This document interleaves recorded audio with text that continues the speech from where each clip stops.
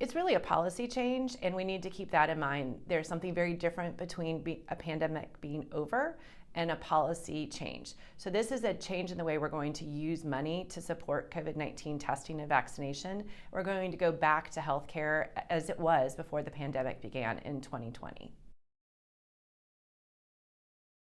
Since the pandemic began, based on the public health emergency, everyone has received testing and vaccinations for free, covered by the federal government, including also treatment if you needed it for COVID-19.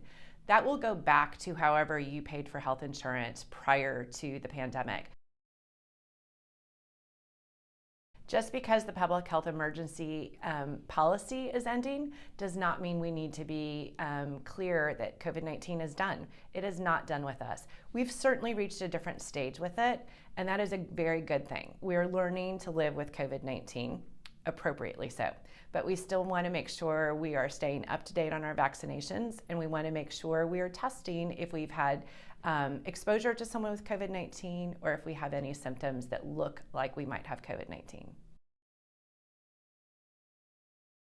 For the healthcare industry, this is a change in the way funding will come. And so our hospitals who've received extra funding and support to care for people with COVID-19 will not be receiving that. There will also be changes in the way telehealth can occur. And so depending on how you receive coverage, your telehealth options may go away.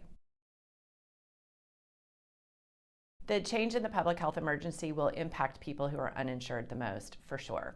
Those who have insurance will be able to turn to their insurance for coverage for most things. Medicaid and Medicare have extensions through September of 2024 for most testing and vaccination and treatment options, but those who are uninsured are going to be back on their own, and we need to be very concerned about that. That's about 8% of the US population.